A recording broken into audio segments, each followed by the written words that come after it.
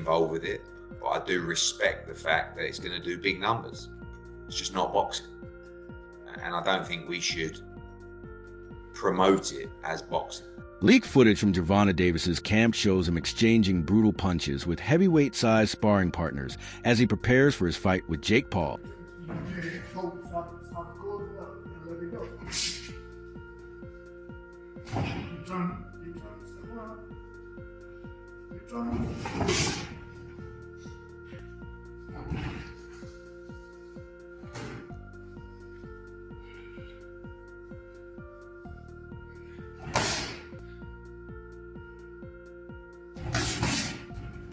The leaked clips show Gervonta Tank Davis trading power shots with towering opponents, proving he's unfazed by their size. His team reportedly organized these grueling sessions to toughen him up and silence critics questioning his ability against bigger fighters.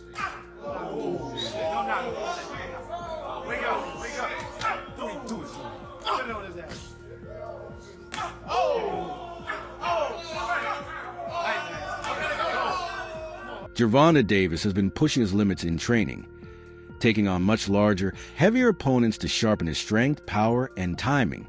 Sparring with heavyweight punchers, he's proving his confidence and fearlessness, refusing to stay confined to his own weight class as he challenges fighters who greatly outweigh him.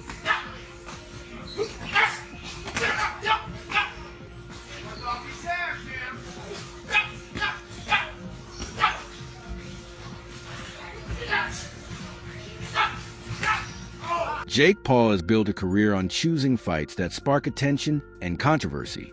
Nothing about his matchups is accidental. Every opponent is carefully selected to give him some form of advantage while still leaving room for uncertainty. Whether the gap in size, experience, or fighting style, Jake always crafts a scenario that tilts slightly in his favor but never eliminates the risk entirely. That balance between control and danger is what keeps fans hooked. They know he's strategic. Yet every fight carries a thrill of unpredictability.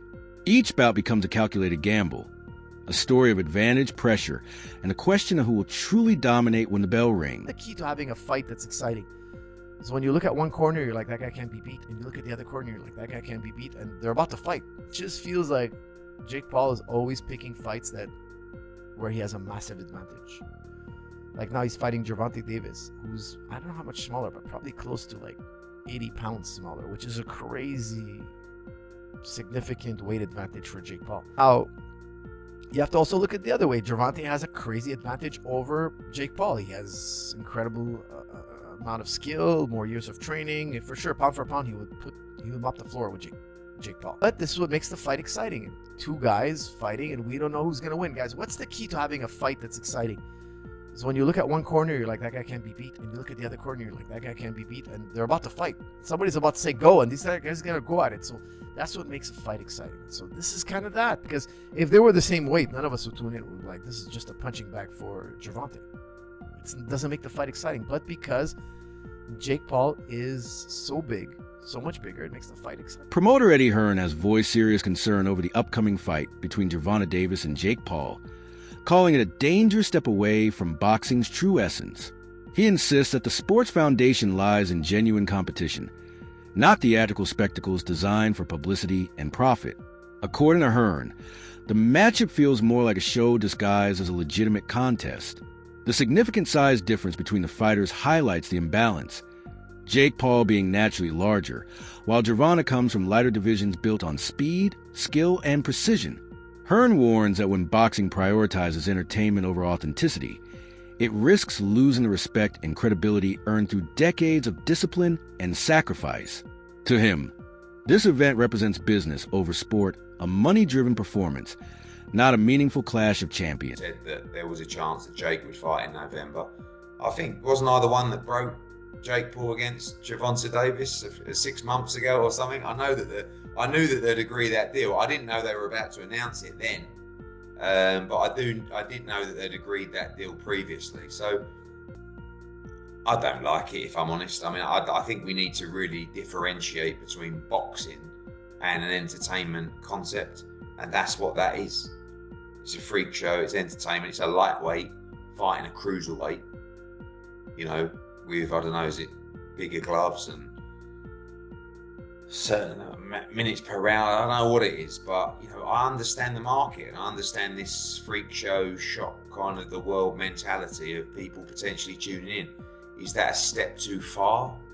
Maybe. I mean, I hated Jake Paul against Mike Tyson, but it did massive numbers. I hate Jake Paul against Gervonta Davis. It'll probably do massive numbers. So that's when you really have to differentiate yourself between, just because you don't like it doesn't mean it isn't going to do good business. Now, whether you want to be involved with it is another kettle of fish. I don't want to be involved with it, but I do respect the fact that it's going to do big numbers. It's just not boxing. And I don't think we should promote it as boxing. In the meantime, then, Eddie, where does that leave you with Anthony Joshua? Are you exploring other options for the end of this year, or are you still looking at that fight for the beginning? Yeah, no, we're not interested in the Jake Paul fight right now. After that, I mean, we're not going to wait around till November. Is it November or December, whenever it is, and see how he gets on. I mean, if he gets chinned by Gervonta Davis, we can't exactly make the Anthony Joshua fight. Former champion Paulie Malignaggi takes a grounded, realistic approach to the Gervonta Davis versus Jake Paul fight. He reminds fans that this should not be viewed as a traditional boxing match, but as pure entertainment. There's no official betting, ranking implications, or lasting consequences for either fighter's career. In his eyes, it's a modern exhibition, an event built to entertain the public, not to test professional skill or legacy. Malignaggi urges viewers to appreciate it for what it is, a spectacle, not a competition. His perspective echoes the frustration of boxing purists who see the sport drifting towards showmanship. Yet he acknowledges the truth, that boxing's business has evolved into an arena where personality and promotion often outweigh titles and tradition. And when I watch it, I just think he's fighting opponents that, are not with it anymore or are too small for him and whatnot. But in this situation, it is an exhibition. So you've got to keep in mind that this could be set up. This could be like WWE. This one could be set up. I don't know. I'm not saying it is, but this is not a sanctioned fight, champ. This is an exhibition. And an exhibition means you cannot bet on it. You cannot bet on the result. If you remember, this is why they changed the Mike Tyson fight from an exhibition to a real fight, because they realized, an exhibition, you could stage it and they couldn't take bets on it. So this is an exhibition. There is no betting on it. So that means, I'm not saying people are going crazy with the opinions, who's going to win, who's going to lose. You don't know what size gloves they're going to wear. You don't even know if they're going to stage the whole thing, because this is something that, as an exhibition, it's not illegal to stage it. So I think this could be all kinds of crazy, wacky stuff. This is a bit of a circus, in my opinion. Who would you think should win that fight? Would you think that Davis should be able to get in there, even though the size did 100 pounds? Do you think he should be able to do it? If they don't stage it and don't kind of set up a sort of a mild sparring session, I'd say Davis has a chance. Depends on the size of the gloves. Because here's the thing, Jake is probably 100 pounds bigger than the guy. That's a lot of weight, Carl. You've been in a boxing ring, that still counts. And if you make the gloves small, Gervonta could technically hurt Jake even if he hits him. But the problem is, the gloves are small. Jake could also hurt Gervonta because Gervonta's so small. Gervonta's so much smaller than him. So you make the gloves big, and then really, who's got an advantage? I don't know. Technically, Gervonta's a lot better boxer, but he's so much smaller. I've stood next to Jake. Jake's a big guy. It's like I said, it's a bit of a circus freak show, and that's why I don't put it out of the question that this exhibition could be a bit staged in the ring. Wade Plemons from the Wade Concept describes Jake Paul as a master manipulator who weaponizes fame, ego, and psychology. Jake doesn't just fight. He controls narratives. He knows how to build tension, provoke reactions, and transform rivalries into viral spectacles. According to Wade, Jake strategically lured Gervonta Davis into this about using wealth, fame, and the irresistible promise of massive financial reward, making it nearly impossible for Tank to turn down. Jake's confidence and marketing brilliance elevate every fight into a global event. He understands that true victory isn't limited to what happens inside the ring. It's about owning the spotlight, shaping public perception, and commanding the conversation long before and long after the final bell. Also, and again, Jake's only been boxing for 5, 6, 7 years now. It isn't necessarily far-fetched to try to have his own advantages when trying to fight other boxers that have been far more experienced than him. But this one's a little too much, right? This one is crazy because of the massive weight difference. It doesn't make a ton of sense. But again, as far as a sport fight is concerned, I want to make sure I make that clear. Again, this is not me hating on it, because I do think that both guys have been very upfront with what they're doing in this fight and what their goals are with these kind of events. But the narrative Jake's trying to create is if this is like proving anything for him fighting a real fighter when Gervonta is so much smaller than he is. It'll prove something in the fact that Jake is willing to put on great events, but it won't prove anything to the people that are asking him to fight a real fighter. I will say though, if Jake goes out and flatlines Gervonta, the casual audience that will say Gervonta smokes Jake completely and utterly, like it wouldn't even be close, that will change their minds a little bit. Not the people that know boxing, but the people that are going to watch this, the casual viewer that know the name Gervonta Davis and know the name Jake Paul. If he is to compete with Gervonta at all or look good in that fight, people will in some way accept that. Or they'll do the other thing where they just say the fight's rigged, which has never been the case, but you get what I'm saying. What Jake is doing is trying to convince a casual audience that he belongs in the ring with bigger names. He's able to hurt Gervonta at all. That might actually. Despite the circus surrounding this event, Gervonta Davis is treating it as a serious and disciplined challenge. Sources from his camp describe him as fully locked in, focused, sharp, and relentless in preparation. His sparring sessions have featured much larger opponents, reflecting his commitment to handling the physical demands head-on. Those who've seen him at press events note his calm confidence and unwavering concentration. For Davis, this fight isn't about fame or hype. It's about proving that skill, precision, and discipline can conquer size and spectacle. On a deeper level, it's personal. A mission to defend boxing's true craftsmanship and a bout meant to push him to his physical and mental limits. In the press conference, and you can tell, you can just look at him and tell, like, no, this dude he's gonna get this money for sure, because there's so much money out there to be had. But Jake Paul better be not playing around, man. Not get cute, not play any games, don't hit him in the back of the head, don't rabbit punch him, don't do any of that stuff, man, because Mike Tyson, first of all, a lot of people think Mike Tyson was pulling punches on Jake Paul, and a lot of people think that Anderson Silva was pulling punches on him too. You're not gonna have a little Gervonta out there pulling punches on you, man, if you're out there playing games. So, I don't like the fight at all. However, as far as it being an entertaining situation, I almost guarantee you that fight itself is going to be entertaining. That it's going to be something that you look at and you're going to say, man, everybody's going to watch it. Everybody's going to want to know what happens in it. But at the same time, it's kind of like what people think, when you see a car crash. Like you're driving down the road and all of a sudden the traffic gets heavy and you're like, man, I'm going to be in traffic for a long time. And then you drive forward a little bit and then you see, oh man, this is some accident on the other side of the road and everybody just slowing down to watch. That's the type of entertainment that you can expect from this fight between Gervonta Davis and Jake Paul. There's going to be a lot of people watching it, but I gotta say, man, you really can't blame the guy on what he's doing. And there's a lot of criticism flying on Gervonta Davis. It's not Gervonta Davis's fault that boxing took this turn. This turn of these exhibition fights and people not caring about the belts and all of that. The upcoming fight has sharply divided the boxing community.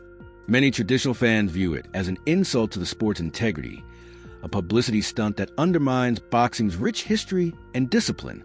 Others, however, see it as a bold step toward modernization, a way to attract new audiences and reignite interest among younger fans.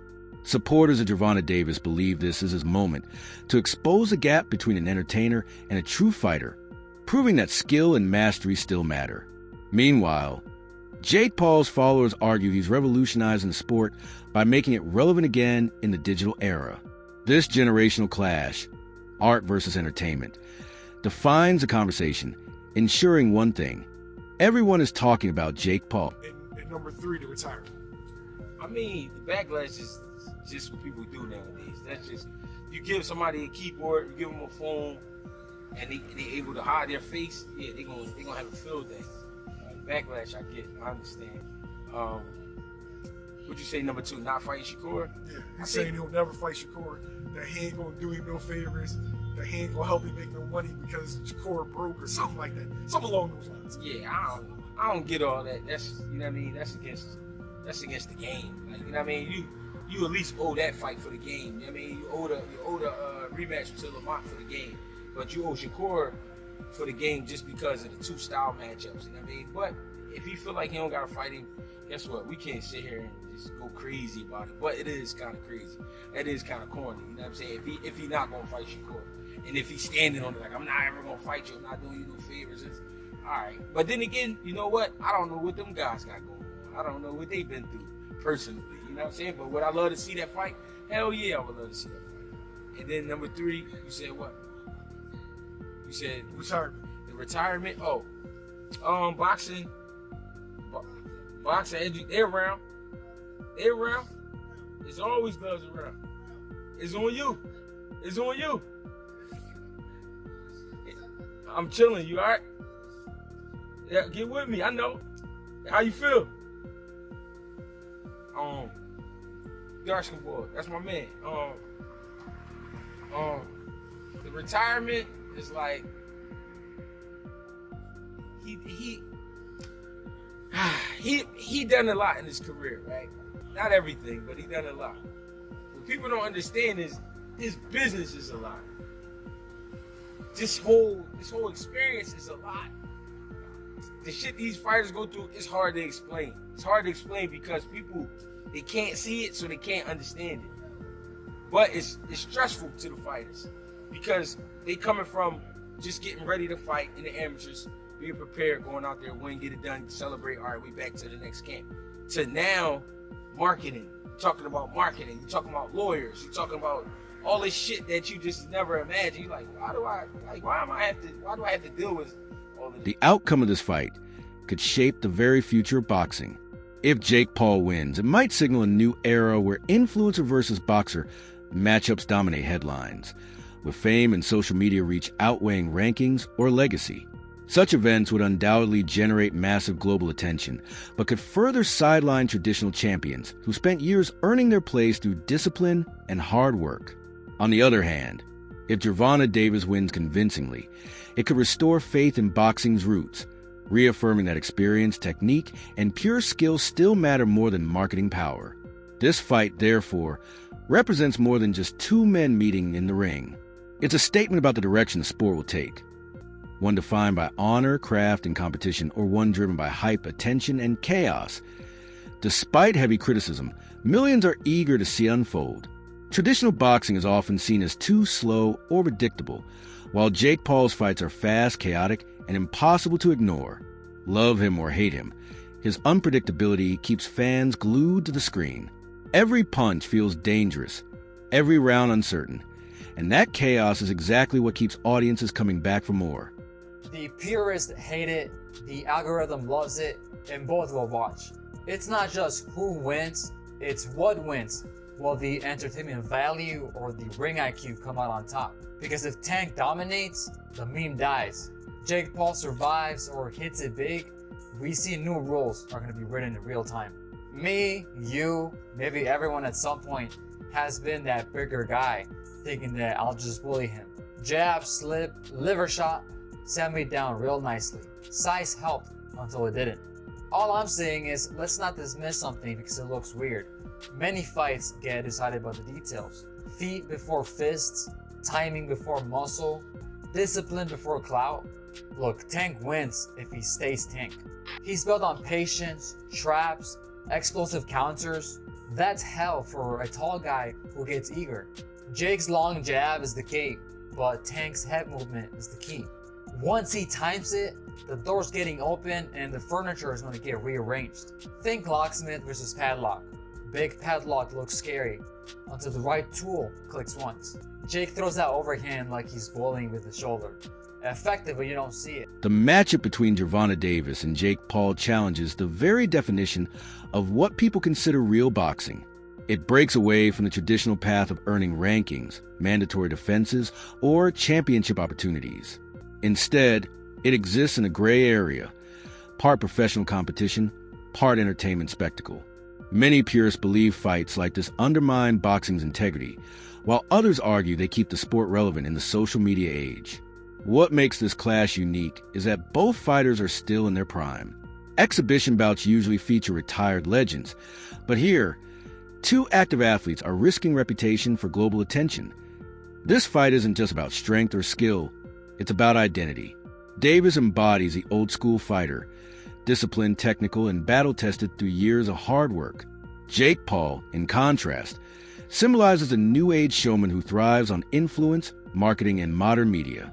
Both represent powerful forces shaping today's boxing landscape, yet only one philosophy can define its future. If Davis wins decisively, it could reaffirm boxing's foundation, proving that true skill, discipline, and experience still matter more than hype, spectacle, or social media power. This fight, more than any other, could decide what boxing becomes next. Like this, with fighters pretty much in their prime.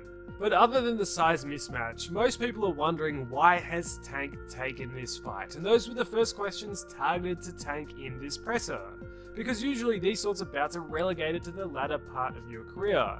And for most Gervonta Davis supporters, they thought they would get the big fights next, the Shakurs. They didn't think he would be fighting Jake Paul. Although Tank tried to push it off as fans should just be happy watching the sport and hey, haters will be haters, I think that's quite unfair to the people who have been loyal supporters of him and honestly have paid his bills.